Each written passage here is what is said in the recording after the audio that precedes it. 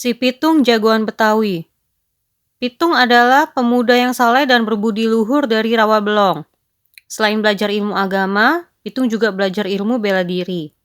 Karenanya, selesai mengaji, ia belajar silat dari Haji Naipin. Semakin hari kemampuan agama maupun silatnya semakin bertambah. Si Pitung pun menjadi pendekar yang gagah berani, berakhlak tinggi, dan selalu membela kaum lemah. Ketika itu, Belanda masih menjajah Indonesia. Para kompeni bertindak sewenang-wenang terhadap rakyat jelata.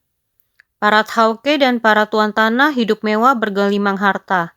Sedangkan rakyat biasa hidup miskin dan kelaparan. Kompeni, tauke, dan tuan rumah hidup di atas penderitaan rakyat dengan cara memeras rakyat miskin.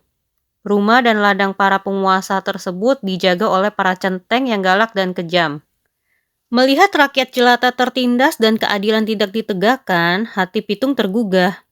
Ia bersama dengan temannya Rais dan Ji'i berusaha melindungi dan membela kaum lemah. Mereka merencanakan merampok harta benda milik kompeni, tuan tanah, dan para tauke yang kaya raya. Kemudian hasil rampokan tersebut ia bagikan kepada orang miskin dan orang-orang yang membutuhkan. Untuk orang miskin, Pitung dan teman-temannya memberikan sepikul beras kepada mereka. Untuk keluarga yang terbelit hutang, mereka berikan santunan. Sedangkan untuk anak yatim piatu, mereka berikan baju dan hadiah lainnya.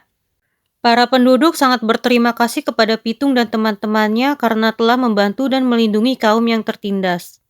Namun tindakan Pitung bersama teman-temannya yang merampok harta kompeni, tuan tanah, dan para tauke memancing kemarahan para pembesar itu. Pitung dan teman-temannya sudah tidak bisa didiamkan lagi. Kita harus tangkap mereka hidup atau mati, ucap salah seorang tuan tanah. Iya, aku setuju. Tapi bagaimana kita menangkapnya? Para centengku yang andal saja tidak mampu melawannya, tanya seorang tauke yang merasa bingung menghadapi si Pitung.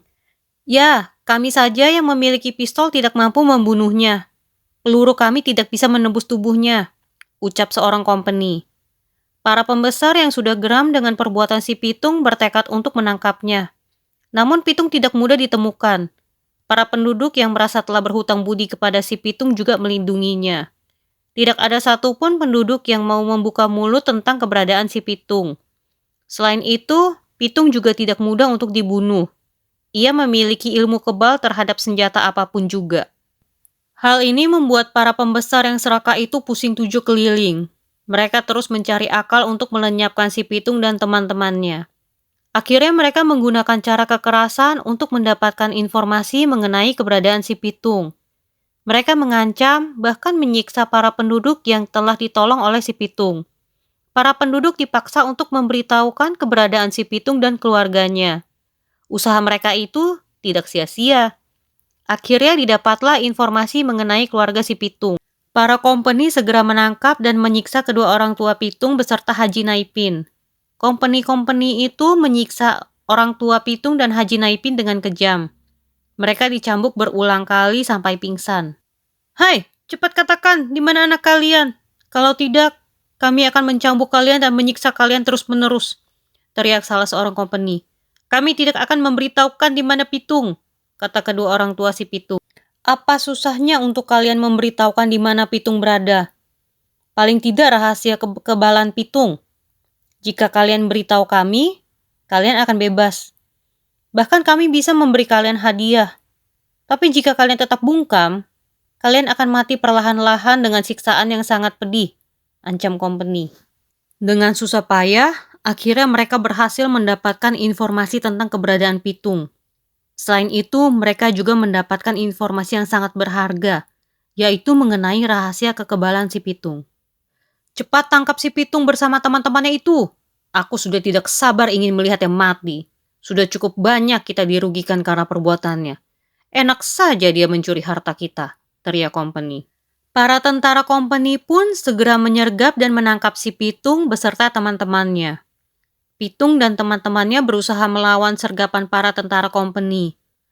Tapi apa hendak dikata, rahasia kekebalan Pitung sudah diketahui oleh para kompeni. Pitung dilempari telur busuk.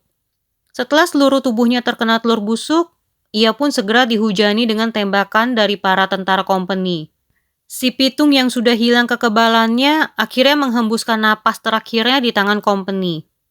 Meskipun si Pitung sudah mati di tangan company, jasanya terhadap rakyat miskin yang tertindas tetap dikenang. Sampai saat ini, ia masih dikenang oleh masyarakat Betawi sebagai pendekar yang gagah berani melawan penjajah. Pesan moral dari cerita ini adalah betapa besarnya jasa para pahlawan yang dahulu membela negara kita dari kaum penjajah. Oleh karena itu, jangan pernah kita lupakan jasa para pahlawan yang telah membela tanah air. Menolong orang yang membutuhkan pertolongan adalah tindakan terpuji.